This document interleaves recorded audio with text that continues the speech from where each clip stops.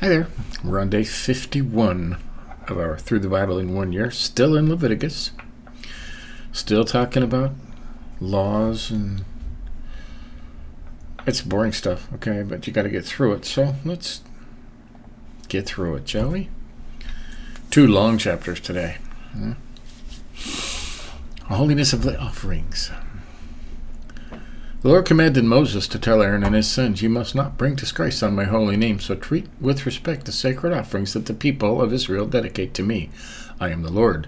If any of your descendants, while he is ritually unclean, comes near the sacred offerings which the people of Israel have dedicated to me, he can never again serve at the altar. This applies for all time to come. I am the Lord."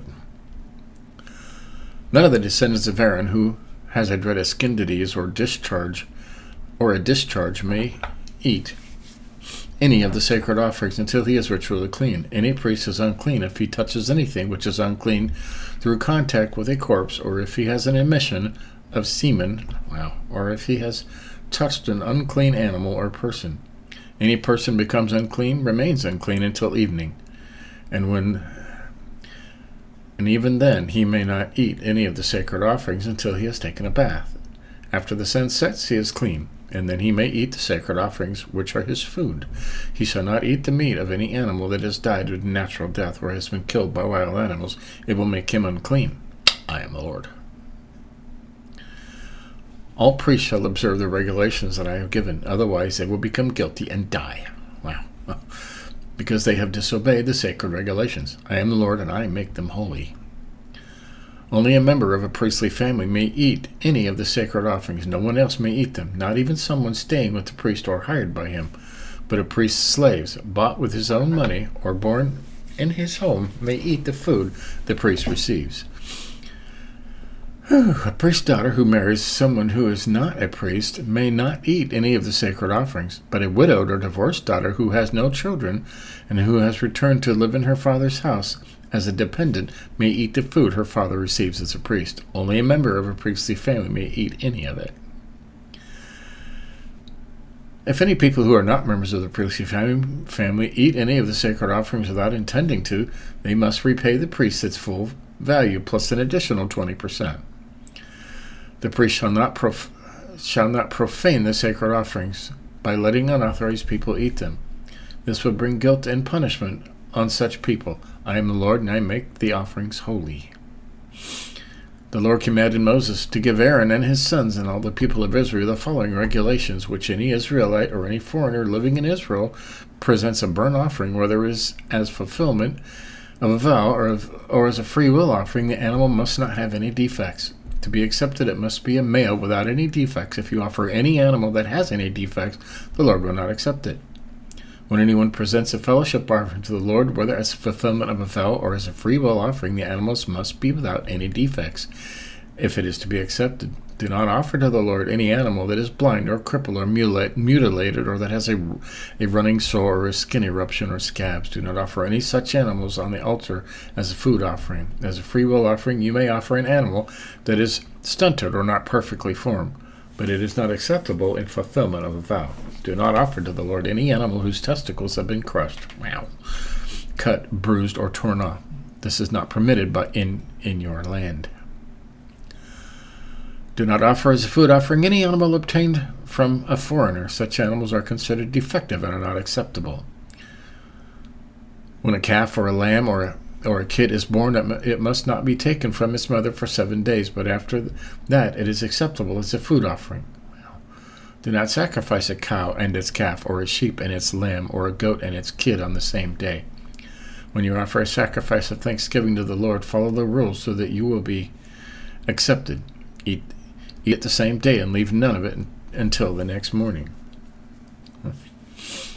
The Lord said, "Obey my commands. I am the Lord. Do not bring disgrace on my holy name. All the people of Israel must acknowledge me to be holy. I am the Lord, and I make you holy. And I brought you out of Egypt to become your God. I am the Lord." Okay. More of that. It never ends, does it? The religious festivals. The Lord gave Moses the following regulations for the religious festivals when people of Israel are together for worship. You have 6 days in which to do your work, but remember that the seventh day, the Sabbath, is a day of rest.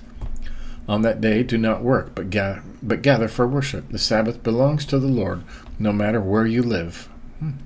Proclaim the following festivals at the appointed times. You ready? Passover and unleavened bread. The Passover, celebrated to honor the Lord, begins at sunset on the 14th day of the first month. I believe that was March. On the 15th day, the festival of unleavened bread begins, and for 7 days you must not eat any bread made with yeast. On the first of these days you shall gather for worship and do none of your daily work. Offer your food offerings to the Lord for 7 days. On the seventh day you shall again gather for worship, but you shall do none of your daily work. When you come into the land that the Lord is giving you, and you harvest your grain, take the first sheaf to the priest. He shall present it as a special offering to the Lord, so that you may be accepted. The priest shall present it the day after the Sabbath. On the day you present the offering of grain, also sacrifice as a burnt offering a 1-year-old male lamb that has no defect. All these animals. With it you shall present 4 pounds of flour mixed with olive oil as a food offering. The odor of this offering is pleasing to the Lord. You shall also present it with an offering of 1 quart of wine. Do not eat any of the new grain, whether raw, roasted, or baked into bread, until you have brought this offering to God. This regulation is to be observed by all your descendants for all time to come. Okay. The Harvest Festival. Count 7 full weeks from the day after the Sabbath on which you bring your sheaf of grain to present to the Lord. On the 50th day, the day after the seventh Sabbath, 7 times 7 is 49, right? Present to the Lord another new offering of grain. Each family is to bring 2 loaves of bread and present it to the Lord as a special gift. Each loaf shall be made of 4 pounds of flour. Wow, 4 pounds of flour to make 1 loaf. That's a big loaf of bread, huh? The flour baked with yeast and shall be presented to the Lord as an offering of the first grain to be harvested. And with the bread, the community is to present 7 1-year-old lambs, 1 bull, and 2 rams, none of which may have any defects. They shall be offered as a burnt offering to the Lord, along with the grain offering and a wine offering. The odor of this offering is pleasing to the Lord. Also offer 1 male goat as a sin offering, and 2 1-year-old male lambs as a fellowship offering. All those animals, man. The priest shall present the bread with the 2 lambs as a special gift to the Lord for the priests. These offerings are holy. On that day, do none of your daily work, but gather for worship. Your descendants are to observe this regulation for all time to come, no matter where they live. Yeah. I don't think they're sacrificing all those animals anymore, but when you harvest your fields, do not cut the grain at the edges of the fields, and do not go and cut back the heads of grain that were left. Leave them for poor people and foreigners. The Lord is your God. The New Year Festival. On the first day of the 7th month, observe a special day of rest and come together for worship when the trumpets sound. Present a food offering to the Lord and do none of your daily work. Day of Atonement. The 10th day of the 7th month is the day when the annual ritual is to be performed to take away the sins of the people. On that day, do not eat anything at all. Come together for worship and present a food offering to the Lord. Do not work on that day, because it is the day for performing a ritual to take away sin. Any who eat anything on that day will no longer be considered God's people. And if any do any work on that day, the Lord himself will put them to death. Man. This regulation applies to all your descendants, no matter where they live. From sunset on the 9th day of the month to sunset on the 10th, observe this day as a special day of rest, during which nothing may be eaten. Well, it's the Day of Atonement. The Festival of Shelters. The Festival of Shelters begins on the 50th day of the 7th month and continues for 7 days. On the first of these days, come together for worship and do none of your daily work. Each day for 7 days you shall present a food offering. On the 8th day come together again for worship and present a food offering. It is a day of worship, and you shall do no work. And this is in parentheses. These are the religious festivals on which you honor the Lord by gathering together for worship and presenting food offerings, burnt offerings, grain offerings, sacrifices, and wine offerings as required day by day. These festivals are in addition to the regular Sabbaths, and these offerings are in addition to your regular gifts, your offerings as fulfillment of vows, and your free will offerings that you give to the Lord. When you have harvested your fields, celebrate this festival for 7 days, beginning on the 50th day of the 7th month. The first day shall be a special day of rest. On that day, take some of the best fruit from your trees, take palm branches and limbs from leafy trees, and begin a religious festival to honor the Lord your God. Celebrate it for 7 days. This regulation is to be kept by your descendants for all time to come. All the people of Israel shall live in shelters for 7 days, so that your descendants may know that the Lord made people of Israel live in simple shelters when he led them out of Egypt. He is the Lord your God. So in this way, Moses gave the people of Israel regulations for observing the religious festivals to honor the Lord.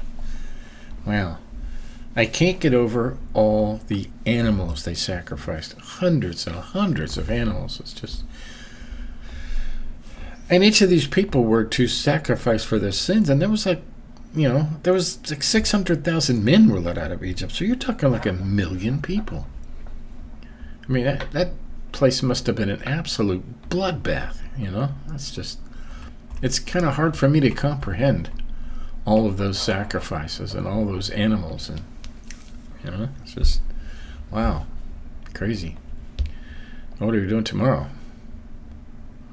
Taking care of the lambs, the bread offered to God, an example of just and fair punishment, the 7th year, year of restoration, the problem of the 7th year, restoration of property, loans to the poor, release of slaves. Sounds like more of the same, huh? More of the same. What's the day after that? We're still in Leviticus on 22nd. And then on the 23rd next week, we will begin Numbers.